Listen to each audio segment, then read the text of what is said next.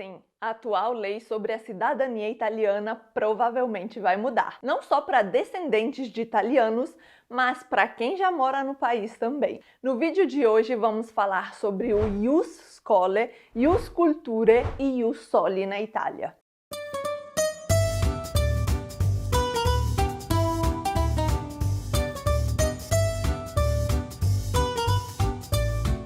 Existem atualmente 3 formas de se tornar um cidadão italiano efetivo.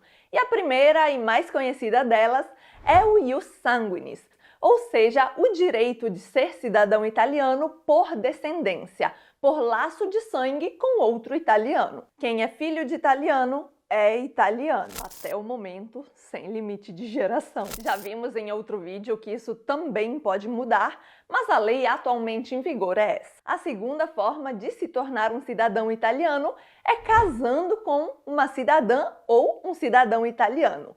Em ambos os casos isso é válido, seja um homem que casa com uma cidadã italiana, seja uma mulher que casa com um cidadão italiano.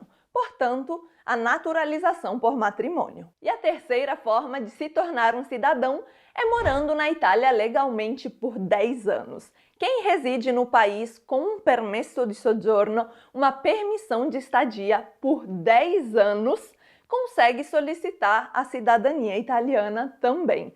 Muitos brasileiros desconhecem essa opção justamente por ter ascendência italiana, mas saibam que ela existe. Muitos vêm para a Itália com um visto de trabalho, um permesso di soggiorno per motivi di lavoro, ou seja, contratados por alguma empresa.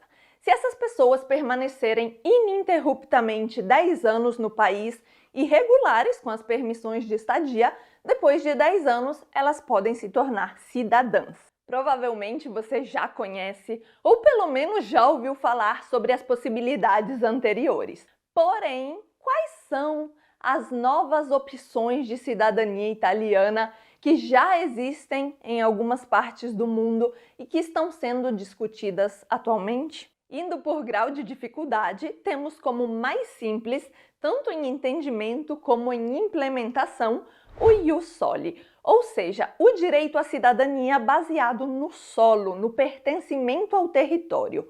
Isso significa que nos países onde é válido o ius soli, quem nasce naquele país se torna automaticamente cidadão daquele local, independente da nacionalidade dos pais. Esse é o caso dos Estados Unidos, do Canadá, do Brasil, onde quem nasce ali se torna brasileiro, americano, canadense automaticamente. Na Itália existe meio que uma variação mais burocratizada dessa lei. Quem vem para cá criança, depois de 10 anos de residência, pode solicitar não a cidadania, mas a naturalização italiana ao completar dos 18 anos. Vamos supor que uma criança chegue aqui com 12 anos. Quando ela completar 22 anos de idade, ou seja, 10 anos de residência e mínimo 18 de idade, ela pode se naturalizar italiana. Porém, o processo é bem burocrático, não é como ser um cidadão por ius sanguinis, por exemplo, é mais como uma naturalização por casamento. É um processo longo, demorado, burocrático e custoso. Alguns dados demográficos aqui no país nos mostram que atualmente são mais de 870 mil estudantes na Itália que nasceram aqui, estudam aqui, mas que não são cidadãos porque filhos de estrangeiros. O ius scholae é o direito à cidadania italiana por escolaridade. E como funcionaria aqui na Itália?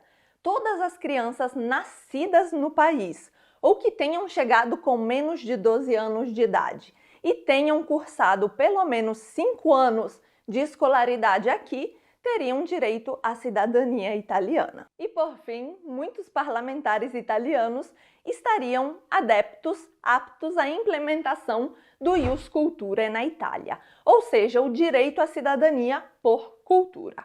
E o que significa isso? Conceder a cidadania italiana às crianças de pais estrangeiros nascidas na Itália, às crianças de pais estrangeiros que chegaram na Itália com menos de 12 anos e que tenham feito 5 anos de escolaridade aqui, como no caso anterior, mas também aos que fizerem ensino médio profissionalizante de 3 ou 4 anos. Eu penso que o Youth Scholar possa ser uma boa opção para a Itália, com algumas ressalvas que eu acredito que deveriam ser feitas, porém faz sentido. Até porque tem muitas crianças, filhas de estrangeiros, mas que nasceram na Itália, frequentam escolas italianas, falam italiano fluentemente, às vezes nem falam a língua dos pais, mas falam italiano e estão inseridas realmente na cultura italiana, são efetivamente italianos, porém não têm esse direito.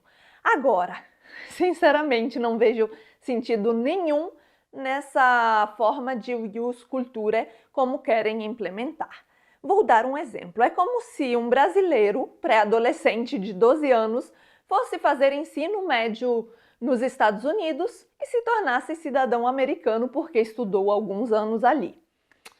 Será que seria correto? Aliás, quem dera, né? Porque muitos brasileiros mandariam seus filhos para lá para se tornarem americanos, o que é bem diferente de crianças filhas de estrangeiros que são nascidas na Itália, estudaram na Itália, falam perfeitamente italiano, têm amigos italianos e que eu, pessoalmente, considero sim italianas, apesar da lei não reconhecer isso. São 22 as propostas, os esboços para variação, alteração, reforma da atual lei em vigor sobre a cidadania italiana, todas sendo discutidas, mas nenhuma atualmente aprovada. Ao meu ver, continuarão sem aprovação, pelo menos no período de governo da direita na Itália. Porém, é importante que todos vocês, mesmo na grande maioria sendo ítalo-brasileiros, conheçam e saibam de todas as possíveis alterações que podem ocorrer daqui para frente e nos próximos anos. Eu sei que esse é um tema que gera bastante debate, discussão, opiniões divergentes, mas o espaço aqui nos comentários é de vocês. Como sempre, lembrem de manter o tom respeitoso, serem educados uns com os outros. E se vocês gostaram desse vídeo, não se esqueçam de deixar um joinha, se inscrevam aqui no canal caso ainda não sejam inscritos, porque tem muito conteúdo e notícias sobre a vida na Itália. Noi ci salutiamo qui, um bacio e até o próximo vídeo. Outro exemplo é o de casamento. Outro exemplo